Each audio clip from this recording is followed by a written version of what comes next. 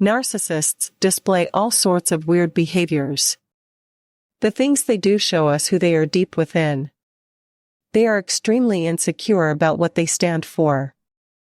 They are weak, immature, shame-driven, and they are control freaks. All of this gets manifested when they sleep, which is why in today's video we are going to focus on how a narcissist behaves when they sleep and how that impacts you. Before we get started, just because you find somebody sleeping the way I am about to explain, does not automatically make them a narcissist.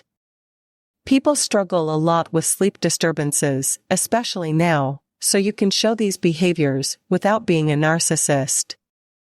These disruptive sleeping behaviors are just collectively a big aspect of narcissistic personality disorder. This is going to help you validate your experiences and reinforce the understanding that yes, you are dealing with a toxic individual. Do not use this as a diagnostic criterion in isolation because it can be harmful. First, narcissists are driven by control. The first thing that reminds me of countless fights I used to witness as a child happening between my parents. And guess what? Those fights used to be all about the quilt, how much one gets, and how the other doesn't have it. They would fight like children all night, and it wouldn't be a silly fight filled with joy or laughter. It would be a crazy fight that would erupt and explode within seconds. Then there would be verbal abuse, sometimes physical abuse. They would start cursing each other, and then all night, they would sleep showing each other their backs. What I just explained to you may sound silly to you, or you may not be able to resonate with it, but try to understand me. It's not about the quilt thing. It's about anything at all. They have a pattern of triggering a fight or creating chaos the moment you are about to fall asleep. Because they themselves either do not sleep at all, like vampires, they stay up all night, that feeds them. 2. They sleep quite easily after deregulating you emotionally because they need to take that poison out of their body and put it into something else. You become the victim right in that moment. It relaxes them, but it completely steals your calmness. And you stay awake all night while they stay asleep. They sleep like a baby. That's craziness. They may bring up something from the past and then talk about it, want to resolve it with you. To share another personal experience with you, I would tell you that my father was and is, of course, obsessed with money. So a pattern he had was, he would talk about money or money-related affairs with my clinically narcissistic mother, and they would fight right an hour before going to sleep. There would be something that would trigger him, anything, and her as well because she used to behave in a different way. She was more passive-aggressive, more of a silent treatment-giving person. She used to stonewall and do stuff like that.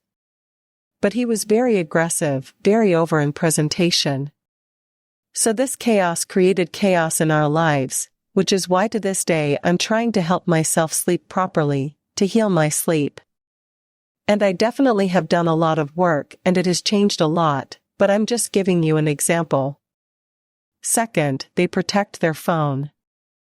The second sleep-related behavior that I can talk about is, they protect their phone. If it's a modern narcissist who uses their cell phone as an extension of themselves to cheat on you, they would either sleep over it or they would tuck it under the pillow and guard it, secure it like anything. Because in that phone lie all the secrets that could expose them. They're always awake. A part of them is always trying to keep an eye out so that you do not accidentally get your hands on it and you do not get to know what they're up to. They would never ever allow you to sleep on the side their phone is, or they would never put their phone on your side. Why? Because, as I explained it to you, they are very predatory in that aspect. It becomes extremely important for them to exert their dominance when sleeping with you. They need most of the area in your bed. It may be a king size, a huge one, ample space for both of you, but no, you will be pushed to sleep on the edge. And that will train you to become rigid because you can't move. The minute you move, they start a fight, they start complaining and crying. Which is what I tried to explain to you in the quilt example that I gave you about my parents fighting over it. That is what it was all about. I don't have enough area, you have more than me, and this, and that. I couldn't sleep last night. But slowly and steadily, you are forced to restrict your movement and become like a tree when you should be resting. And they could light your face and say, "No, you have ample space, you have enough space. I'm not restricting you in any way, you're making it up." Have you experienced what I just described? Third, they create a lot of disturbance when it's time for you to sleep. The moment you enter your room and you start resting on your bed, and you start slowly drifting away into a deep state of sleep, all of a sudden you're woken up by a loud noise. Because they are making coffee, they are cooking something, they want to eat something, or they're talking to somebody and they're laughing, you can hear it. Or they're shouting at somebody, or they're trying to abuse your pet. A number of situations are possible, but the intention is only one, and that is to keep you awake. They can't stand your peace, as I described earlier, and they get really anxious when they can't get your attention. They need to be distracted 24/7, and when you go away, it triggers that existential crisis they always suppress. So they become really jealous, they become really angry, and try anything possible to steal your sleep away, or to keep you awake so that they know you are getting impacted because of them. Fourth, they abandon you in bed. The last and the most painful one, they abandon you in bed. They do not show any affection, they do not hug you, you never get to sleep on their arm. Occasionally, here and there, they breadcrumb you, but it's still robotic in nature. You never get to feel you're sleeping with somebody who you can call your partner. You always crave for it, maybe your love language is physical affection, they withhold it on purpose. And they sleep on the edge, it's the opposite of what we talked about earlier. They may sleep really far from you, why? Because they're talking to people, they're secretly cheating on you. And if you try to extend your arm or just get closer, you're pushed away. Why are you so clingy? I have office tomorrow, I have work tomorrow. Why don't you let me sleep? Come on, your bed feels very cold. There is no compassion, there is no connection whatsoever. It's like you're sleeping on a rock, it's that uncomfortable. However, they only come close to you when they intend to use you like a toy. It's pure objectification. You need to understand that there's nothing like sexual intimacy in a narcissistic relationship. They only come close to you when they have to take part in that robotic act, and when they are done, they discard you like that.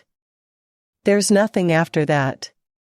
They don't kiss you, they do not want to be close to you at all. They don't even let you touch them because that makes them feel really vulnerable. It's only quick, dry, robotic.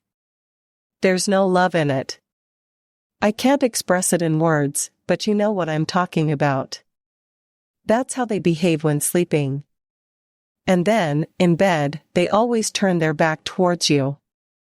They may always have a habit of turning their back towards you, and you may always feel like you don't exist. That is a form of ghosting and stonewalling. Have you experienced it? But there is this different aspect to it as well. You may do it, you may never want to face them, but your intention is to protect yourself. You feel so unsafe, so just not noticing them or telling yourself they don't exist by giving them your back is a way of protecting yourself. If you do that, that does not make you a narcissist.